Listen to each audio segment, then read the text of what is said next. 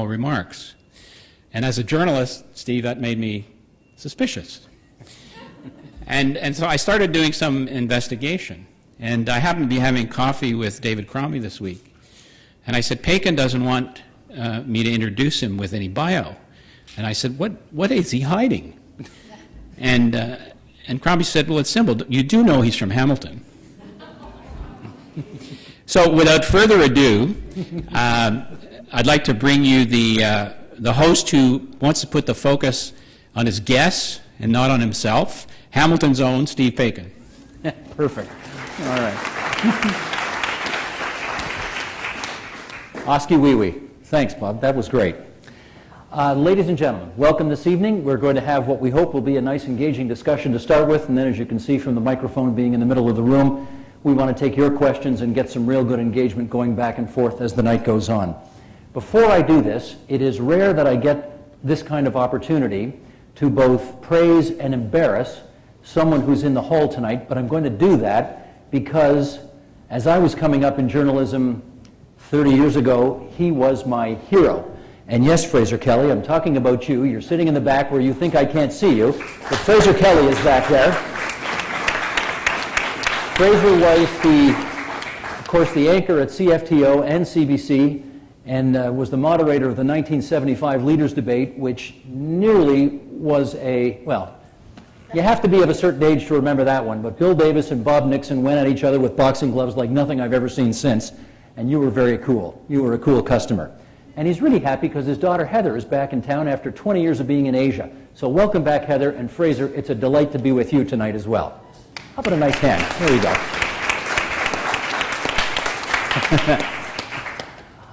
You all know the show The Newsroom? That's a bit about what we're going to talk about tonight, so we thought it might be fun just to start with a clip of that. Then we'll introduce our gathering, and then we'll get off to the races. So Mike, if you're back there, roll the tape, please.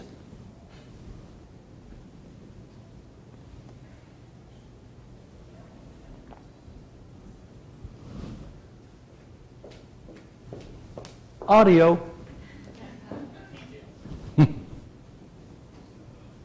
Audio is obviously a federal responsibility.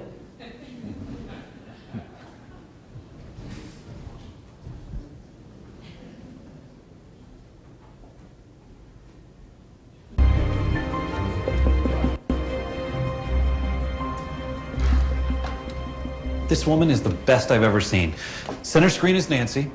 These three corners are live feeds of the guest experts. What are they experts in? Agreeing with everything Nancy says, but what keeps your attention? Excuse me. This is Brian Brenner, everyone. It's possible he's going to be writing a feature on 2.0, but we're in a tryout period right now. Everything's off the record. Go ahead. What keeps our attention? Is the bottom right corner where they're playing a loop of Little Kaylee from a home video. Question, how? Do you think it's as bad as everyone says it is? That was actually a tribute to Kelly. But how will they explain the duct tape around the child's mouth and nose?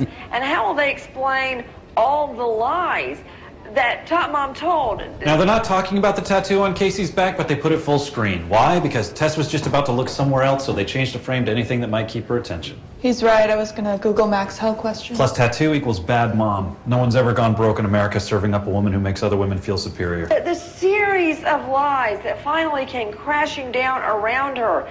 If she would lie about that, why should I believe an accident is true? Don't spend time thinking about her airtight syllogism or EPs showing duct tape in a plastic bag so you know you're watching the real CSI Miami. Chloroform, how to make weapons out of home materials found in the home, about breaking necks.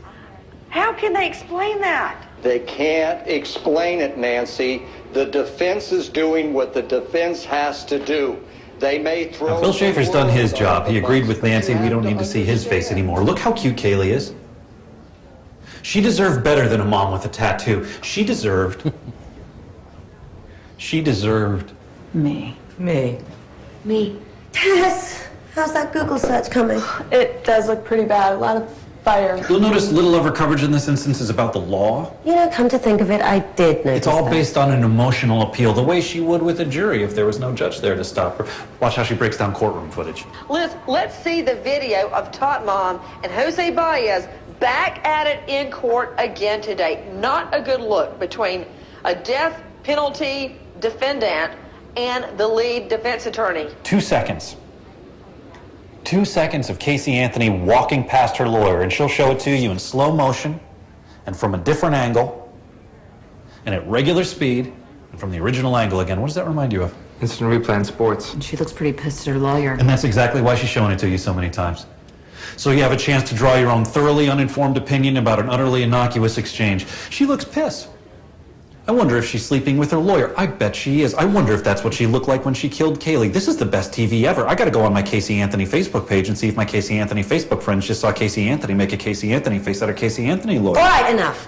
Will's a criminal prosecutor. Maybe he can talk about how our justice system wasn't built to lock up guilty people. It was built to keep innocent people free, which is something Americans should be proud of and fiercely protect. No. He can't ever imply that the viewer doesn't already know everything and that she might be innocent. If we're going to cover this, we're going to cover it our way. What's the point in covering it all unless we do it in a way that gets our audience back? A modest proposal. We could ourselves commit murder on our air. In your face, Nancy Grace. Any of that look familiar? Gosh, I hope not. Welcome, everybody. Say hi to Troy Reeb. He's the Senior Vice President of News and Station Operations for Global News, responsible for all news and related programming on Global and its associated websites and new media platforms, Global National, as well as news operations from all 12 Global stations across Canada. Wendy Freeman, President, CTV News, responsible for CTV News, responsible for news information, current events programming, digital platforms, including CTV National News, CTV News Channel, BNN, CP24, ctvnews.ca. Jonathan Whitten, no, not the former tight end for the Dallas Cowboys, the Executive Director of News Content at CBC, where he manages the fully integrated assignment and delivery of news content across platforms. Okay, I want to show you guys some numbers and then get you to react to this stuff, and hopefully we can bring this up here for everybody to see as well. A new survey conducted by Ipsos Reid on behalf of CJF finds that a majority of Canadians still prefer to consult the more traditional outlets to get their daily news fill. Let's go through this a bit.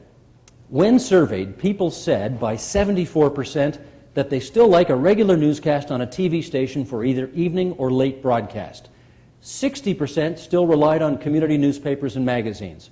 54% said the television station dedicated to only news or information 24 hours a day was still important for them. Down lower, 35% need social media sites like Facebook. 30% like the news aggregator sites like Google News. 28% 24-hour news-only radio stations, and only 10% apparently rely on Twitter. Okay, let's go through this. Troy, what do these numbers say to you? It's first off that every single journalist who is reading each other's tweets on Twitter all day are drinking their own bathwater. But I think what this really says is that the biggest opportunity to successfully manage the transition to new media for journalism lies in the television broadcasters, and I'm going to assume that's why the three of us are sitting on this stage here tonight. It's a scary place for the newspapers, who we know for every dollar they gain in digital advertising, they're losing 7 from their conventional print platforms. We haven't faced that in television, which does give us a stronger platform on which to build a new media base going forwards. And I think we have a responsibility to do that because we are starting on the same curve that the print guys have already gone down.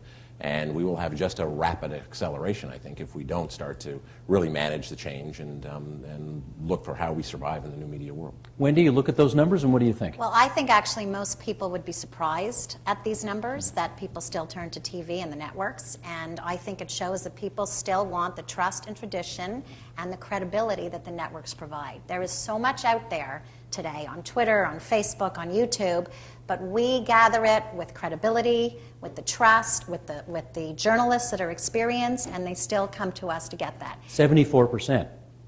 Don't you wish it was 90? Yeah, I do. Yeah. I do. But we're the ones that sort of narrow it down and say this is what's important.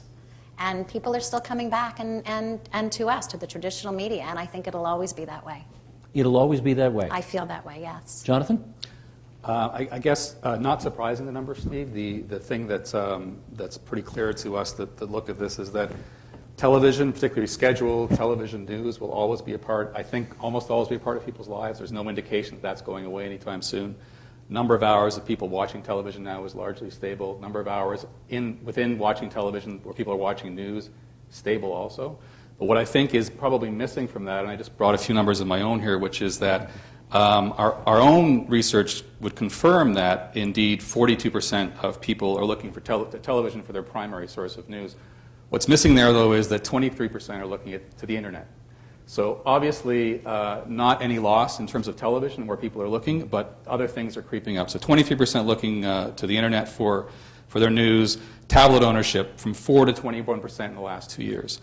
Smartphones from 27 to 44% in the next 2 years. So the challenge, I think, for all of us is not even an ability to think about in any way lessening our commitment to scheduled television news, but somehow adding in these additional things that we now have to deal with, smartphones, tablets, all the other stuff that's out there now. So it's not a question of giving up on one thing and turning to something else. It's a question of how do we, with limited resources, deliver on all of those platforms. And thinking about this question a little bit, you can look at the fact that when the printing press was the main source of news, suddenly radio came along. It's not like the printing press disappeared. We simply added radio in.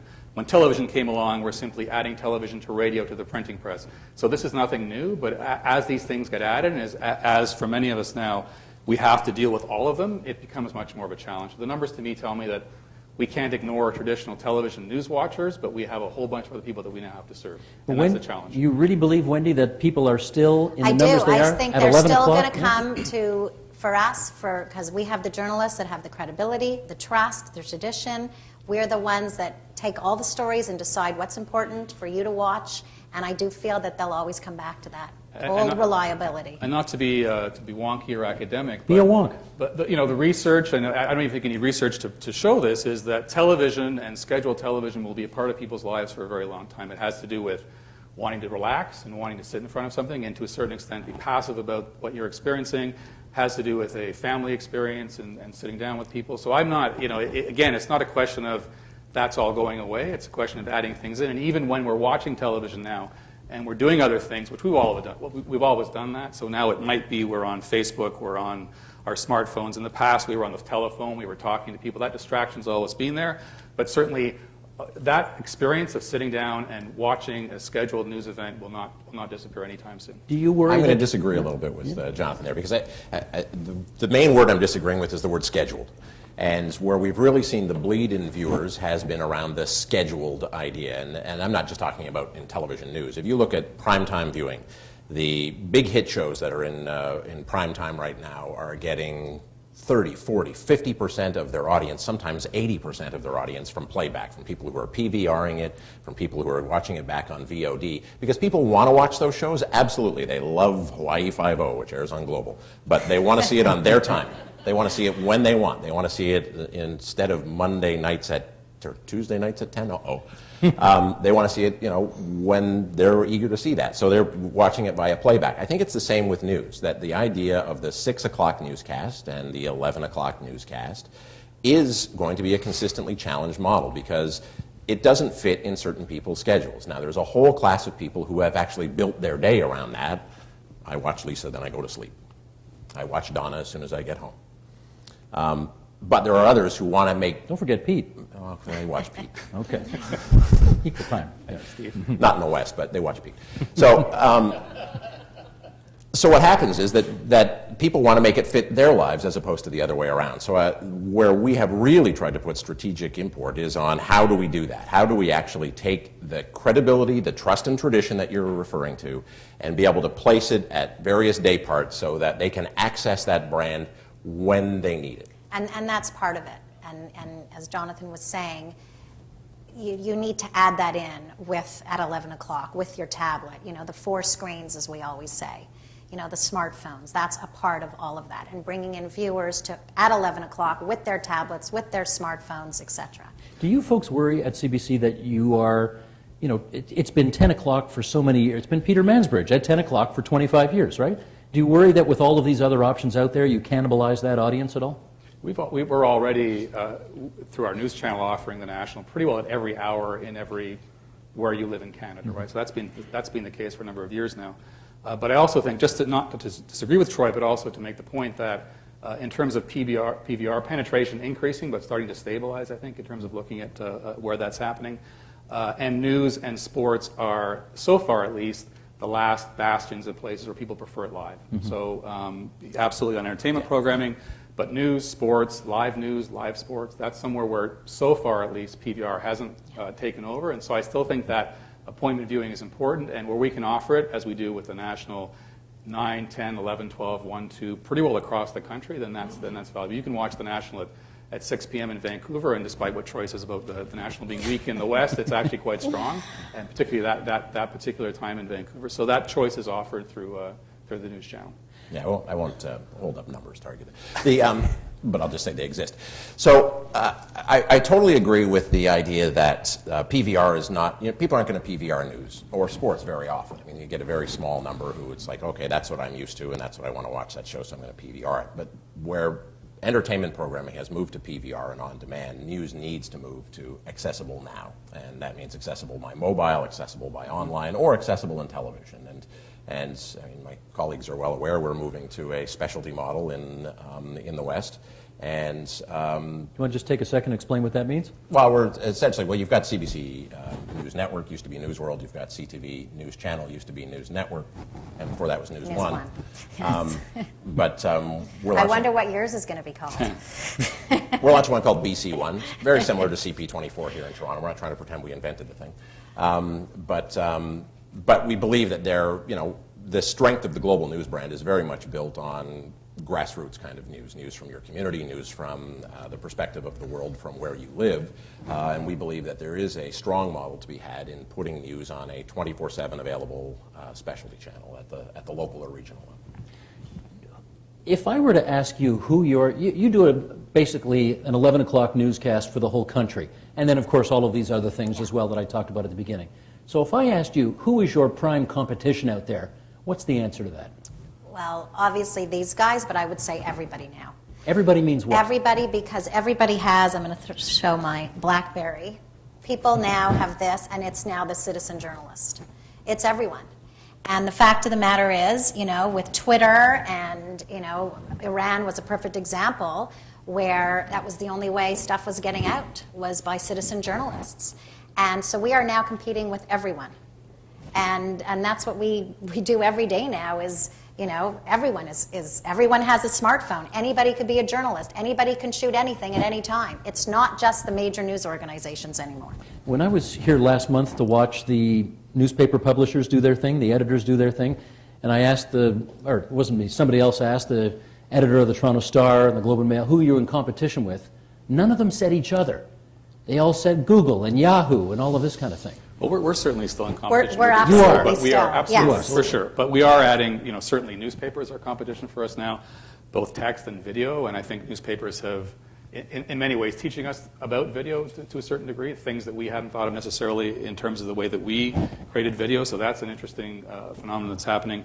I will say that, I agree with Wendy that to a certain extent, social media, people who are on Twitter are competition. I actually tend to look at it more as we're in this together to a certain extent. I think, to me, two events that have happened in the last 5 years in Toronto, just to give an example of how things can change. One is the Vaughan tornado, which we may remember from 5 years ago.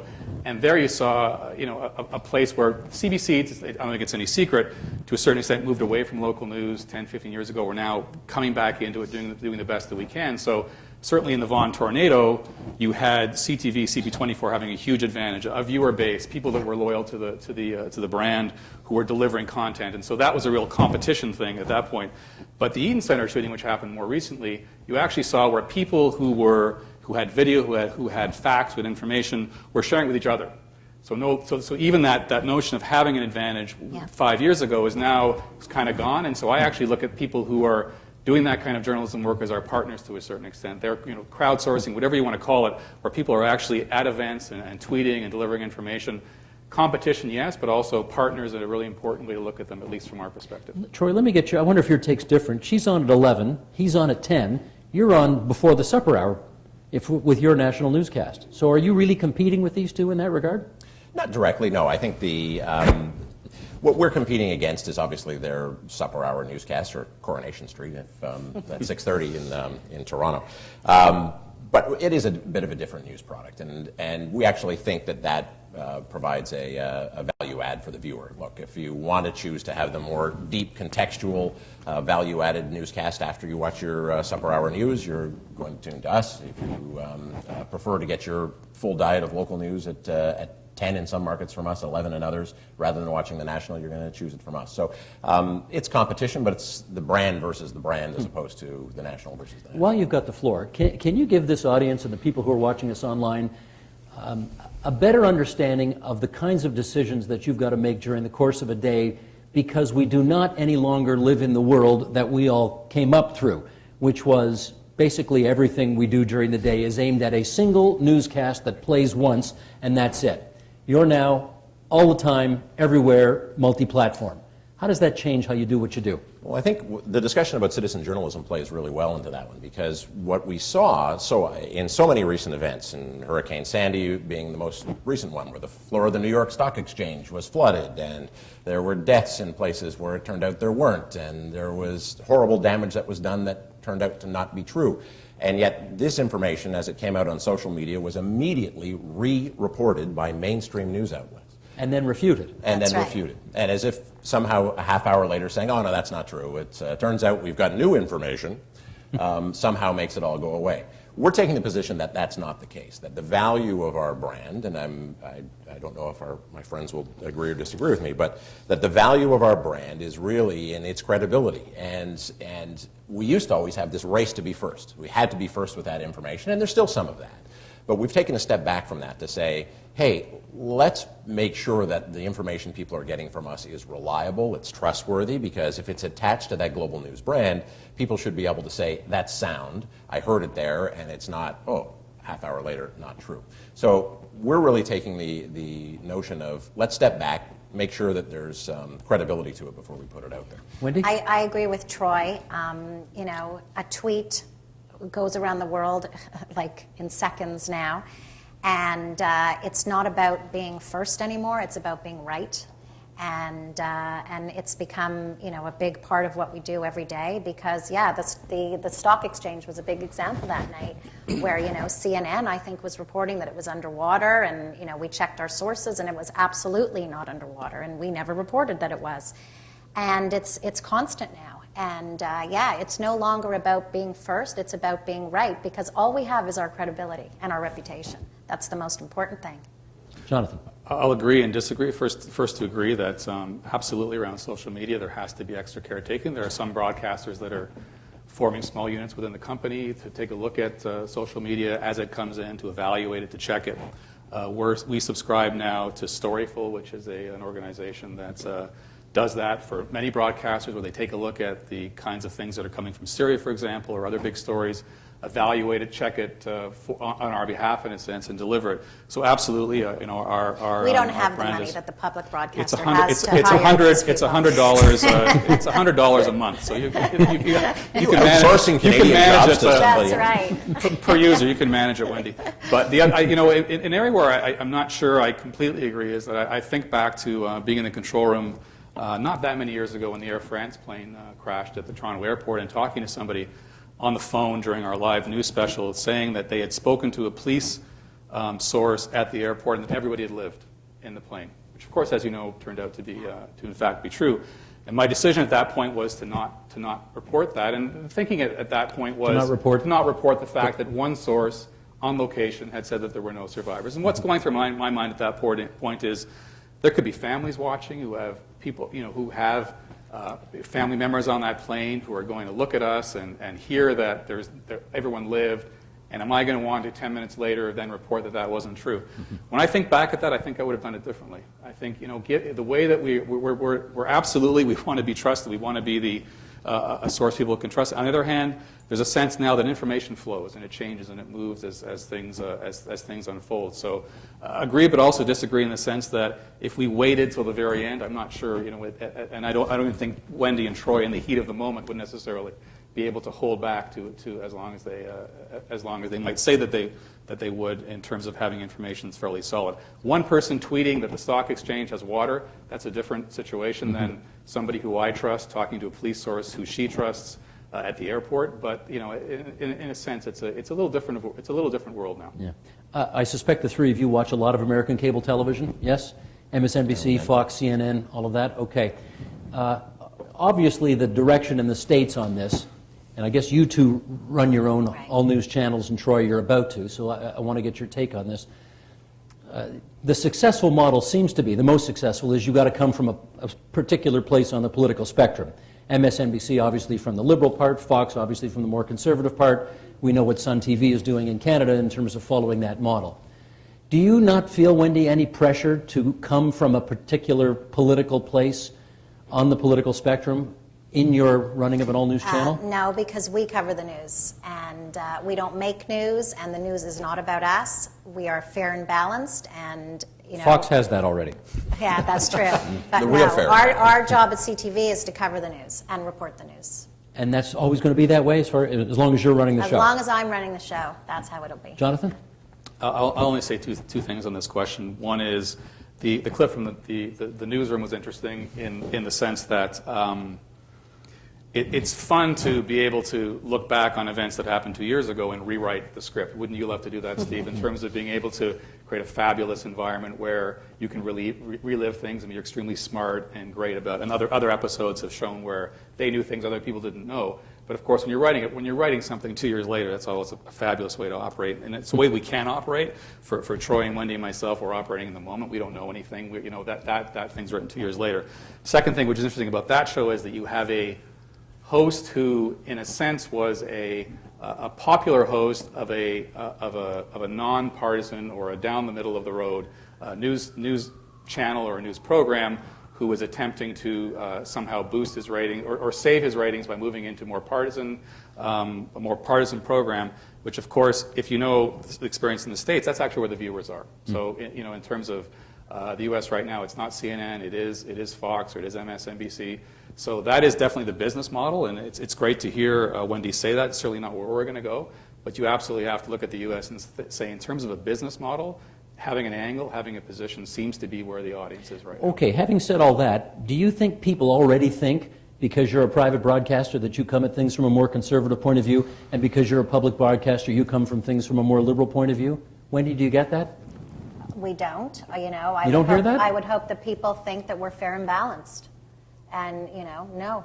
And I was just going to point out, too, CNN, yes, they're right in the middle, but when big events happen, people still tune to CNN. They are still the #1 watched cable channel in this country. I think we need a little more perspective on that one, too, in that what we talk about, you said, CNN seems to be the least successful, and if you looked at sheer ratings in the U.S., they are. But Fox and MSNBC really are not on any other cable systems around the world outside of the U.S. market. They're both available in the Canadian market. They're available in somewhere in the Caribbean.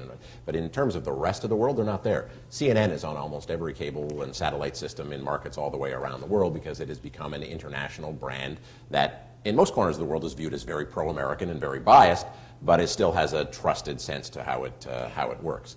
And it's also, the one that can demand the highest fees from the cable companies in terms of subscriber fees, because it's the one that they feel is, while they will have customers who will want to have Fox and they'll have customers who want to have MSNBC, none of them are going to get mad if CNN's included in their packages. So there's a whole other different kind of success that's But in big breaking news, people, even in the United States, still turn to CNN, and especially in Canada. Your BC1, is it going to come from a particular place on the political spectrum?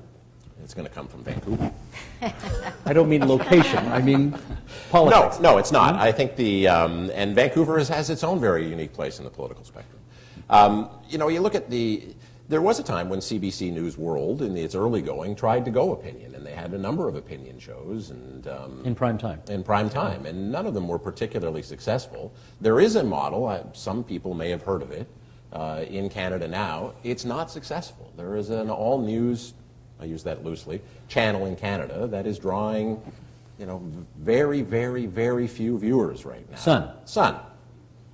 And Is that because they haven't been on the air very long and they're still not carried on? Well, they forgot the news part of all news, and that is, You know, you look at Fox and where they've actually, you know, the newscasts that are at the top of the hour on Fox and the bottom of the hour, and through most parts of the day, are still pretty much straight up news. They're reporting it. Sometimes they have story selection that certainly caters to a more Republican viewpoint, but it's still straightly reported news. Where the impression, particularly among Canadians, comes that Fox is ridiculously right-wing is that it comes from its primetime talk shows. And these are talk shows in the same way that we have radio talk shows in this country and talk shows on Sun. What Sun's missing is any of that news to actually draw viewers there in the first place. There's no coverage of anything. It's talking heads only. Okay. Let's try a little business right here. Bell, Rogers, Shaw, and I guess CBC basically own everything now. Everything. I'm exaggerating, but only a little bit. You're exaggerating tremendously, Steve. Okay, go ahead. There is greater choice in this country for media than there ever has been. I take you back to people in the room to when you were a kid. There were maybe 2 or 3 channels on the dial. Not some of you. There were 100 channels on the dial when you were a kid. But when you were a kid, there were 2 or 3 channels, and media in this country was dominated by the CBC, the government-owned institution. That is not the case anymore. Broadcasting has hundreds of channels. Now, but they're all owned by the same people. Many of them are owned by the same companies, but there are many, many independents out there, and there is such a diversity of voices in the online space. There are foreign voices coming in. There is greater choice in terms of where you choose to get your news than there ever has been before. So much, that's what's actually led to the consolidation, that if you look at the radio, what happened in radio, it used to be, even a big market like Toronto would have 8, maybe 10 stations. Now, there's 3 times, 4 times that number, but one owner needs to own multiples because they have to be able to reach that same number of audience. Is that good for the listener? I think it is. It provides more choice. Yeah. I think more choice is better for everyone. But more choice is owned by fewer players. Is that better for people? Well, I know that, you know, the fact that we're owned by Bell, we're able to do more. You know, they give us the financial resources to cover more news, to keep local stations open. It's a great thing. Jonathan, what's your view? Well, not to jump into you know what's better, what's worse. Only to make the point that we are the only national conventional television broadcaster that's not owned by a satellite and cable company. So for us, I think it's another reason for us to feel that we're vital to the news discourse in this country. And if the Bell Astral deal goes through, which they're trying to do again. We'll be the only national radio network that's also not owned by a satellite or cable provider. So again, for us, it really is it punctuates, I think, our value and our need to exist. Wendy, do you share his analysis of the situation? I think the public broadcaster absolutely needs to exist. I hope, God forbid, they ever go away. But I think in order for some of us to exist, we need these deep pockets. Troy?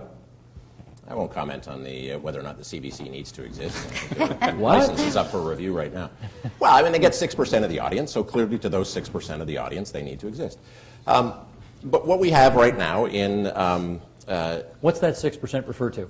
Share. That's viewing share. Yeah.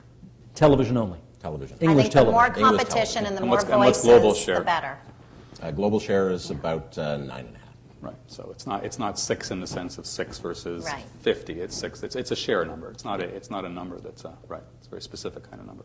But the more voices we have in this country, the better, frankly. I have to tell you, I'm loving the tension among you 3 up I here do. right now. Yeah. You know, the competition is We're eager to good. make it interesting. And most of Troy's 9% share, of course, comes from American programming, which I should also throw in. Oh. Steve, if he's going to start throwing around share numbers, I'll Maybe throw I that should back get out. up. Moving right along. You all operate foreign bureaus, and we have seen in the last little while that it looks like more and more stations are shutting down their foreign bureaus. And I'm wondering, Wendy, is that the way we're going to go? I disagree with that. You know, we haven't shut down foreign bureaus. I think how we cover foreign news is different. I don't think foreign bureaus are ever going to go away. Absolutely not. I think it's different, though. Gone are the 4-man crew that we used to send out. The cameraman, the sound man, the producer, the reporter. You know, now all it takes is one person with a smartphone. Or 2 people, and that's how we're going to cover our news foreign-wise. We just don't do it as large as we used to. But absolutely, foreign news is one of the most important things we do, and we will continue to do that. But is it, of course, but do you want to do it by having your own people in your places? Absolutely. As opposed to Absolutely. We Okay. cover the world through Canadian eyes, and that's very important for us. Troy? Yeah, I think we operate a number of foreign bureaus. We're in London, we're in Beijing, we're in New Delhi, and we're in Washington.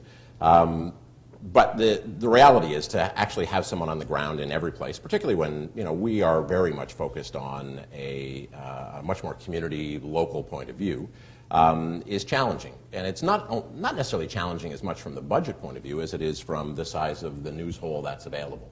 The appetite for news in some locations is simply reduced. So we use our foreign bureaus to, and the technology and the ease of transportation and airline hubs have allowed you to do that, where you can send crews in, you can report in depth, you can work with local teams to get the most accurate information, and provide that context without having to be in all locations at all times. I don't want to sound like I'm picking on you guys, because the newspaper people are, of course, shutting down their bureaus. We've seen that happen over the last little while. Budgets are budgets. Is it happening at CBC? Sure. We in Jerusalem, we had, not that long ago, a producer, a camera person, an editor, and a reporter. So 4 people. Now we have 1 person, Sasha Petrusik, who's now in Gaza on his own. A bit of help, actually, because it was Gaza, but shooting, producing, editing, all on his own. So absolutely would echo what Troy and Wendy said about having to still keep that footprint, but in an age of diminishing budgets, manage it somehow. Other thing I would mention is that certainly Brian Stewart, who you may know, used to work for us at the National a number of years ago now, mostly with the Monk Center, still comes back and does things for us. Interesting story with him was there's certainly at the CBC, and I'm sure other broadcasters, there's a sense that why can't you just cover this stuff from Canada? And Brian, when I was at the National, we had Brian doing Afghanistan largely from Canada. Incredible work on the conflict, on how it was unfolding, where it might go, largely from a Canadian base. And so he actually was called upon at sort of senior levels of the CBC to sort of talk about, well, Brian, you can do that. Why, if you can actually cover Afghanistan from Canada, why is that something we can't do more of? And his answer at that point, which I always remember, was, that's the only reason that I can do it is that I've actually been in these countries. So he spent a number of years as a foreign correspondent, was out covering foreign stories, and so it's that sense of actually having been in places and understanding places, which allows you to be able to still cover those things and have a knowledge when you come back. The notion that people that have never been out, who've never only based here, can have that same kind of insight is flawed, I think. So I think it's always going to be a balance. I would agree with Jonathan. Again, to look at the newspapers, the Globe and Mail brought Martin. Yeah. He's home. He's here now, and he covers the Middle East from here and flies in as needs be. Is that the future in television? I hope not. I hope that we can keep our foreign bureaus open forever. We still fly people in sometimes into, depends how big the story is, from Toronto and elsewhere. But, I just think we just have to be a little more nimble in these countries. Do you know what percentage of your audience really goes to you for foreign news, Troy? It's not huge. We've done surveys in terms of what the audience actually likes. Usually foreign news is down near the bottom. But we also know that oftentimes when we survey people with what they like, they don't always give us the most accurate answers. Because they want to seem smarter than they really are, or what? Yeah? And it depends what the story is. Mm-hmm. It could be a foreign story that really resonates back home. I should say, the week of the U.S. election, a couple of weeks back, the national newscasts on all 3 networks saw their biggest numbers of the past year. They were the largest numbers, and now that was an American story, which is foreign, I know, but not as foreign as, say, going to the heart of Africa. But there is obviously an appetite for what goes on outside of Canada's borders. And I should just say, we've gone from 2 foreign bureaus 10 years ago to 5 now. We're increasing. Okay. Let's do a couple more questions here, and then we'll get the audience involved. Let's try this. Most of your viewers, I gather, are still on conventional television, but your largest increases are presumably all in the digital world, in the online world. So I want to know how you, Wendy, you first, how are you balancing the investments that you need to make in all of your different platforms, recognizing the fact that the future is here, but most of the viewers are still here? We are investing heavily in digital. And I think what Jonathan said earlier, it's very important that it be a companion with our newscasts. We're very involved in social media. We always talk about the 4 screens, the smartphone, the laptop, the tablet, and the TV set. And I think it's very important that it become a companion when you're watching television. But I'll still say, I still don't think that anyone has found that secret sauce, though, how to make a lot of money off of it. And I think that's still something yet to be found, as the newspapers know they certainly haven't. Yeah. And neither have we. Maybe someone has that secret magic bullet, or we certainly haven't. But we absolutely are paying a lot of attention to digital. It's one of our biggest things now, but it needs to be a companion with the television. Troy, how are you handling those? Well, first off, I want to dispel the notion that conventional television is not worthy of investing in either. We have, in the last year and a half, added 110 hours of news to our conventional television properties. So have we. We've added a lot of numbers, a lot of hours of news. And so we're at a point where we're trying to meet the audience expectations of being there when they want it. So part of that is making sure, so really our conventional television and our digital strategies are going hand in hand, in that we want to ensure that we're there when they wake up in the morning. So we've added morning shows in every market across the country. We want to be sure whether they're there at the end of the day. And we're trying to take parts of what were fairly unproductive hours on the conventional schedule. And if you watch weekend mornings, for instance, on many of the networks, you'll see a lot of infomercials and that kinds of thing.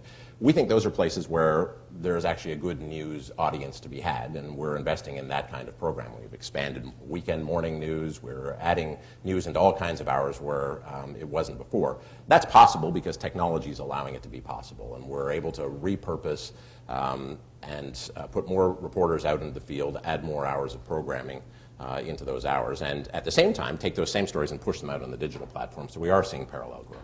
Jonathan, how does it work at CBC? I think the main goal for us is to look at the operation overall and to find areas where there is duplication and where there are people doing similar things. Find those, eradicate them, and then reinvest those resources into digital. So it's not a question of adding on resources, it's a question of moving things. So for example, we started not that long ago something called the Alert Desk, where it's a very small 3-person at any time team who take information from across the country that people deliver and disseminate it everywhere. So one person will write a 1-line alert, which will appear automatically on people's Twitter, email alerts. It will go on the slider on News Network at the top of the web page in terms of an alert. So it is really trying to figure out, in terms of commodity news and things that we have to report on, breaking news, sort of the price of admission for any news operation in terms of serving the public, and doing that with the fewest number of people possible, which will allow us then to find areas where we can where we can redirect resources to serve digital. Because it's not a question of adding on. Obviously, as you say, the money's not there. It is a question of redistribution and moving resources around. Did you hear what the newspaper editors said about CBC.ca when they were here a month ago? I did hear what they said. They about hate CBC. you. They do. Because you're good. Right. Yeah. That's why. You have a problem with that? I don't have a problem. Absolutely, we are. I know their argument, but we're a public service organization. We're here for public service, and we will serve everybody in any way that we can, everywhere that we can. And not to do that would be, in many ways, foolish. I was talking earlier about something that I learned about last week in Austria, where the government-supported broadcaster there is being banned from certain aspects of Facebook and Twitter in order not to compete with the newspapers, which is insane in a sense. I understand from the newspaper's perspective why they would push that, but it's absolutely crazy. I mean, we have to serve. You can't be serving people on television or just on radio or just online. You have to be everywhere, and we provide public service. It's an interesting question on mandate, though, because for those who missed it, really the complaint is that CBC, with its $1.2 billion in taxpayer appropriations, is now building a competitive business that is taking eyeballs away from newspapers which are desperately struggling in the digital space. I mean, this is a battle that private broadcasters have dealt with for a long time, and we work in a regulated world. So there's an acceptance that we have been issued licenses and we operate under a regulated environment, and we understand that there's a private broadcasting sphere and there's a public broadcasting sphere.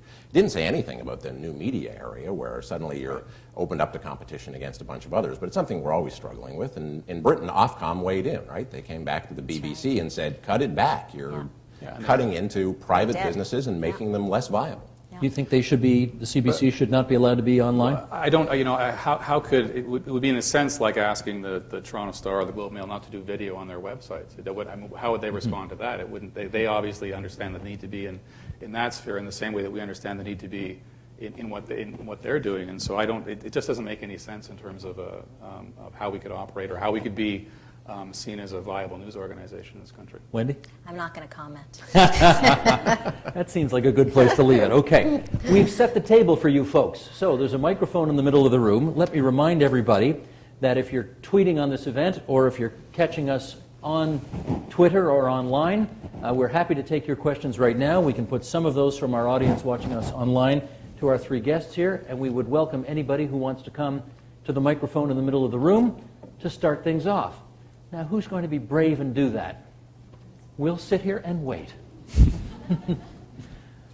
Who's going to be brave? Oh, we got some from online. Very good. Thank you. Okay. Do you want me to say names or no? Does it matter? Yeah, identify them. Here's Graham Harris, who says, there's no mention of demographics in the discussion of the audience. Okay, what do they want to know? No mention of demographics.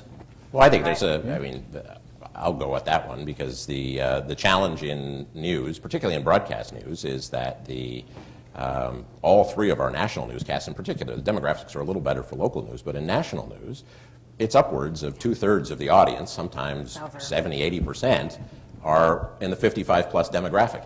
Advertisers don't want to pay for the 55-plus demographic. Now, part of that's just agency history. They don't like paying for the 55 demographic. They've got it free for all these years, and they're not going to start paying for it now.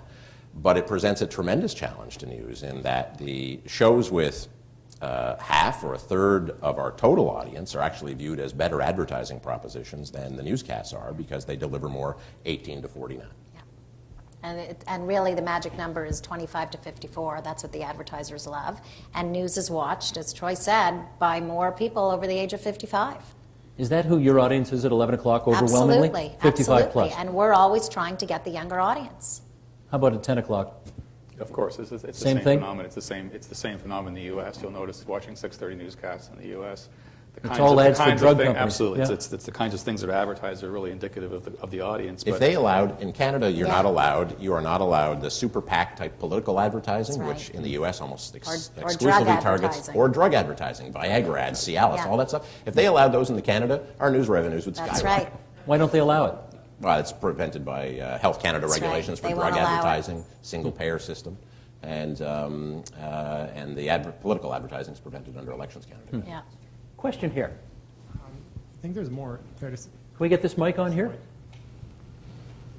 You can just come up and sit with us if you like. Or I'll speak loud. There you go. We got time. So the idea that there's more content than there ever was, I think that's clear. That, the content's still king, if you will. Why do you believe that the distribution has to be through kind of cable television? Why can it not just all be distributed through the internet? So the same content that you're producing and just kind of blow up the tube kind of notion.